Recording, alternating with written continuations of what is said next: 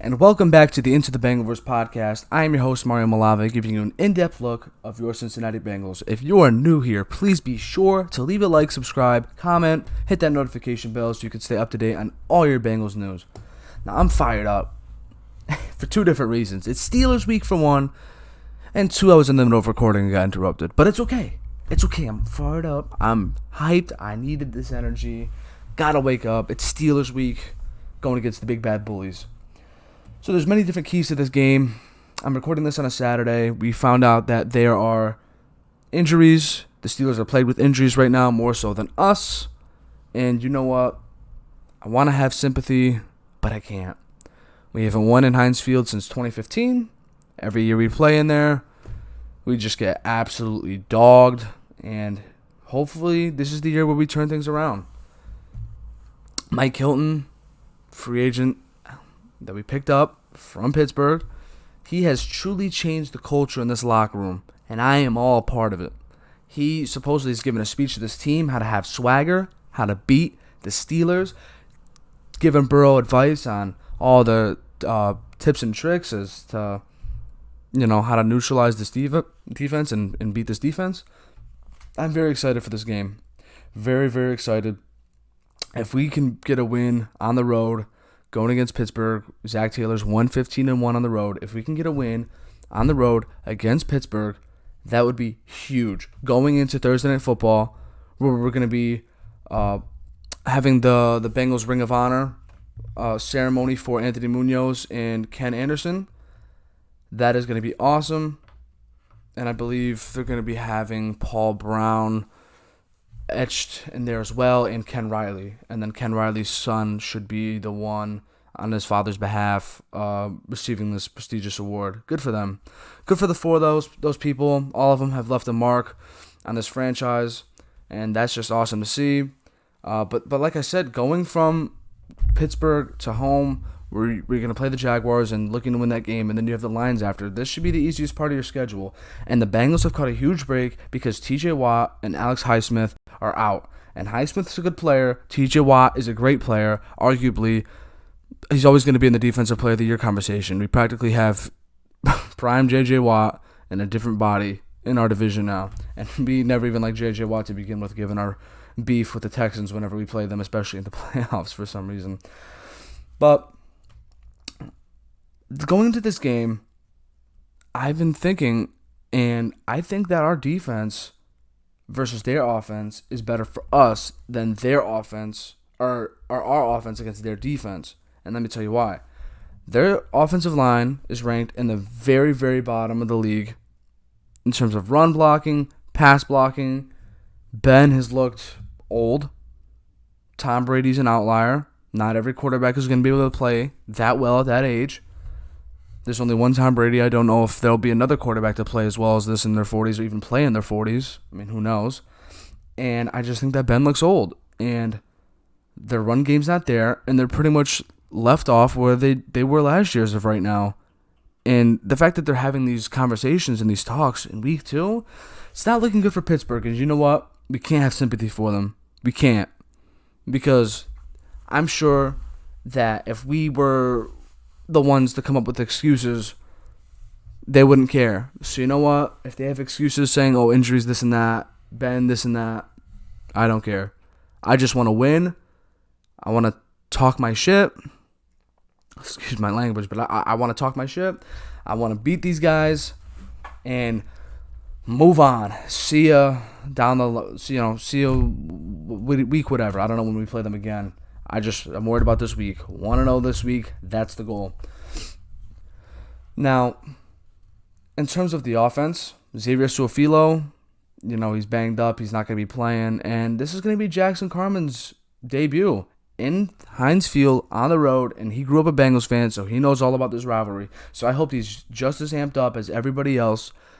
He should be stronger and faster than Xavier Su'a-Filo. So it's not the physical aspect that I think people are worried about. I think it's the mental aspect. Can he pick up twists? Can he pick up stunts? And honestly, with Highsmith and Watt out, all you have to worry about for the most part is Melvin Ingram.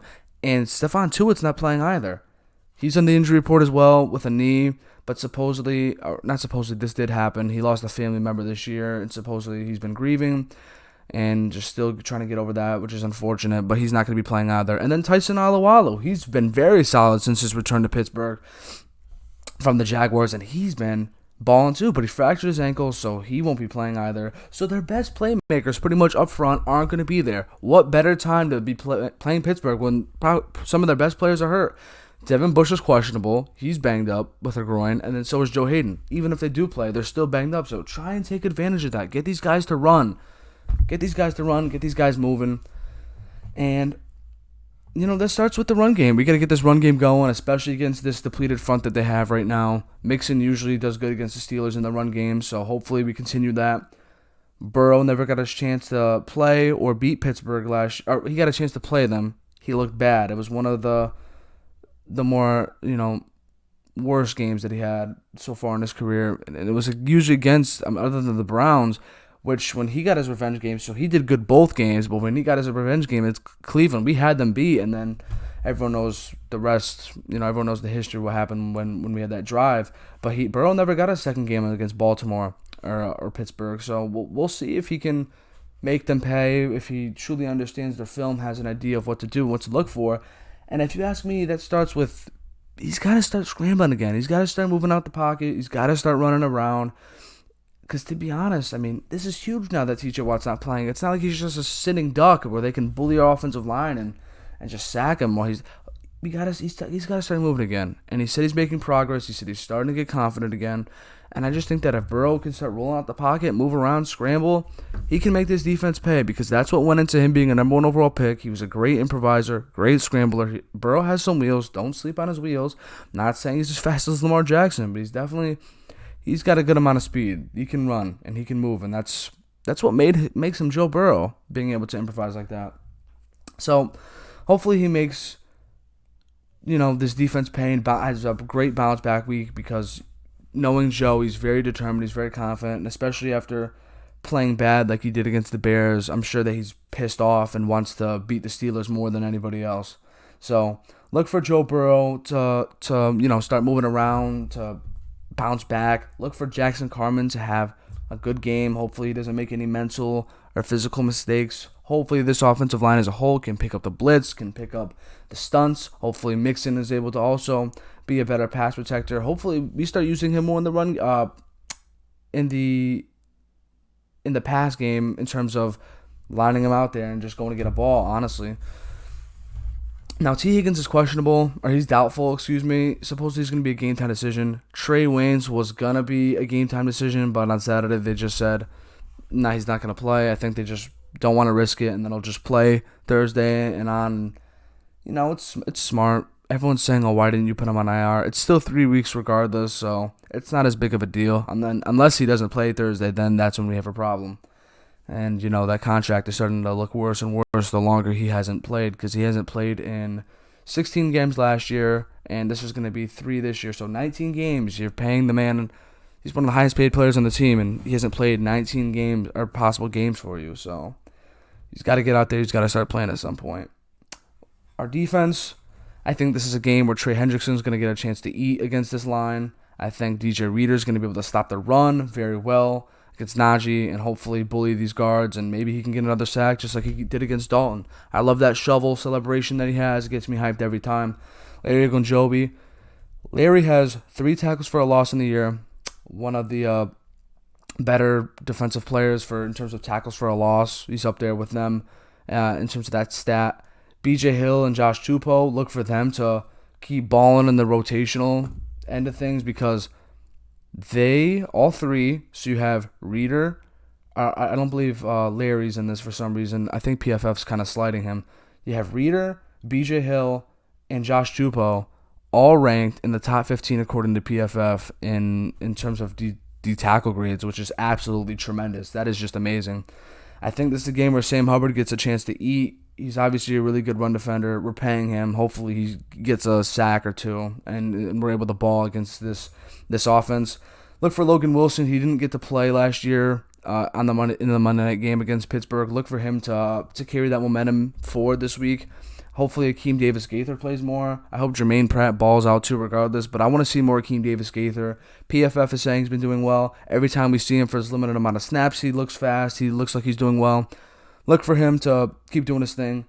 This is in Heinz Field, so when we played in Heinz Field last year, Jesse Bates had pretty much a pick six. If he just caught it, he could have walked to the house. And that's the thing that I think the Bengals are saying in terms of his contract. If we're going to pay you like the best safety in the league, you got to make the best safety in the league plays. You can't just let a ball like that slip out your fingertips. So hopefully, he's played against the Pittsburgh Steelers long enough to know Ben's tendencies, to know where he's looking, how he's going to throw. So hopefully, maybe we see Jesse Bates' potential first pick this year. Von Bell, I know he had that taunting call, which is kind of BS, but you know what? The Bears had a taunting call too. He got fined, which always stinks. You hate to see it, the no fun league. But Von Bell, hopefully he's able to, crack some skulls, or not skulls. That's going to be a penalty. Hopefully he's looking to, lay the wood on some of these players, just like he did on Juju last year. Absolutely iconic hit. Hopefully he balls out and helps out in the run game, and we're able to tee off on this offense, because the more and more I'm looking at this, they're depleted on defense. Their defense is, if we're able to stop their offense, and their defense, which is already depleted, has to keep staying on the field, then we're going to have more opportunities to score. It's going to look even better. And you know what? Excuses or not, it's the Steelers. I am so tired of this team and not being able to beat this team, even though we won on Monday Night Football last year. It's funny because we won with practically a depleted roster, and it was just an absolute wonderful game. Like, the fact that Ryan Finley got a win against the Steelers before Joe Burrow, actually kind of pisses me off. But you know what? This is Joe's time. Hopefully he's able to beat the Steelers, and then even when they do get their better players, we can still ball out against them. That's the goal, right? Like I said, Trey Waynes isn't playing, so look for Eli Apple to play pretty much for a third straight game. He's been doing all right. Obviously he's had some boneheaded calls, whether it's PI, unnecessary PI, missing tackles on occasion. For the most part, he's been doing enough. Then you have Cheeto. Hopefully Cheeto, he's probably going to be guarding Chase Claypool. Hopefully he's able to lock him down. I'm sure Chase Claypool will give him some fits because he's a really super big, tall, fast receiver. And then look for Juju to go against Mike Hilton. Mike Hilton, he said he wants to get a chance to sack Ben. He has 2 opportunities to do so this year, and we have him on a 3-year deal, so 2 games next year and the year after that, so 6 games total. Hopefully he gets to sack Ben in his tenure with the Bengals. That'll be awesome. I would love for that to happen. I love Mike Hilton. He's an absolute stud. And then look for him to give Juju fits. He's going against Tyler Boyd in practice every day. He was going against Juju in practice every day when he was with Pittsburgh. So he knows how to go against some of the best slot receivers in the game. And hopefully he gives Juju problems. Hopefully he's all over the field, tackling Najee, pressuring Ben. He's a Swiss Army knife, man. And hopefully he continues that. So, like I said, I just laid out a bunch of things that this defense can do. And I'm very confident. I don't think this is going to be Najee Harris's get-right game, because we've held Dalvin Cook and David Montgomery to less than 70 rushing yards. Okay? That is no easy task whatsoever. Those guys are some of the best running backs in the game. Okay? So this defense is looking revamped. It's looking improved. And it's crazy because everyone was calling for Lou Anarumo to be fired and didn't want to buy into this rebuild, and so far the defense has been looking great. Knock on wood. Hopefully they continue this trend, but the defense has been looking good, and it's the offense that's not playing winning football as of right now, and the defense is. The defense gave up, I believe, 200 yards total last game. That's winning football, man. They get into your red zone 3 times and only leave with 2 field goals. Ay. It's very unfortunate. The Bears game, if we want to talk about making the playoffs, and let's say we beat Pittsburgh, and then, when it gets to the harder part of the schedule, we lose some games, and let's say we get 9 wins and miss the playoffs, that Bears game, it's what are we doing? You got to win that. Look for, but like I said, hopefully that we know this game script, hopefully Zach Taylor knows what he wants to do, especially now that guys like TJ aren't playing. Hopefully we get Burrow moving, we get the run game going, we play very well complementary football on both sides and special teams. The special teams has been lacking, by the way, for people that don't know, because everyone's so used to Darren Simmons having a good special teams. Darius Phillips is still getting his feet wet at punt returner. I remember, instead of getting out the way, he called a fair catch on the 5-yard line, whether it was in the Vikings game or the Bears game.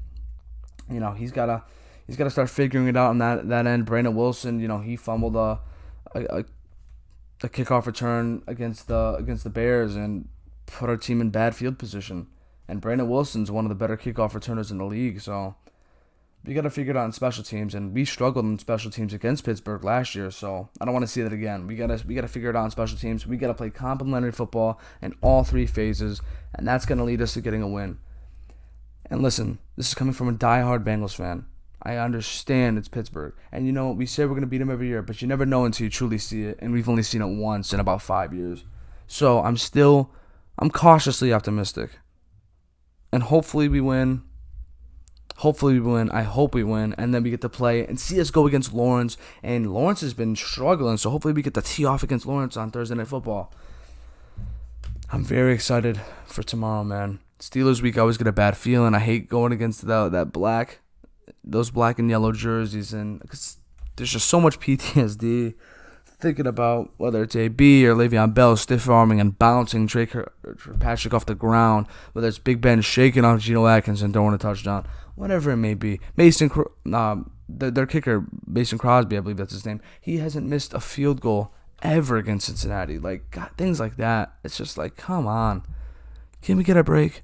And we got a break on Monday Night Football last year, and that was when we weren't even playing our best. We had a depleted roster. It was just like, really? Like, you're going to lose all the important ones, but you want to win that one against Pittsburgh? Like, it was great. It was a real refreshing feeling. It lit up the city. Everyone was so happy. So hopefully we're able to take care of business tomorrow, because that's the goal. 1-0 every week. And we wouldn't want it any other way. Against, yes, the Steelers and the Ravens have had a better rivalry. I believe they played each other longer, and their record is way closer than us and the Steelers, because the Steelers have dominated us for the most part when it comes to the whole Bengals-Steelers thing. So it's not much so a rivalry. I mean, if you want to consider every team in like each division a rivalry, I mean, I guess, but it's more of like a beef thing, because they always beat us, but we end up pissing them off, and they end up pissing us off, and Bengals and Steelers fans always go at it, whether it's on Twitter or just talking crap to each other. So we'll see what happens in that front. I believe in this guy right here, number 9. Hopefully he gets the job done. Being able to beat the Steelers on the road will be huge, and hopefully it pays off in the long run in this season going forward and from here on out. But you know what? I think that this is going to be a good game. I mean, if we still find a way to screw it up, it's going to be a very close game. But for a random score prediction, let's say I got the Bengals 24, Pittsburgh 14, and we walk away with a win. If T. Higgins doesn't play, you know what? I still think our offense will be able to score. I think that Auden Tate, hopefully he plays, will be able to fill the role well. Hopefully get some playing time and just hold T. Higgins off till Thursday Night Football. But if T plays, hey, let's do it. I'm all for it. But anyways, that's going to do it for the Into the Bengal-Verse podcast. Like I said, please be sure to leave a like and subscribe. Hit that notification bell for videos like this. Be sure to comment. I love seeing comments and getting back to my fans or to other Bengals fans, just talk football. But, hey, get hyped for tomorrow. Be energetic. If you got any Steelers fans for friends like I do, make sure to talk smack. Have no sympathy. Don't hold back. But anyways, Hooday, have a great day. And I'll see you guys Monday with my post-game breakdown. Let's go.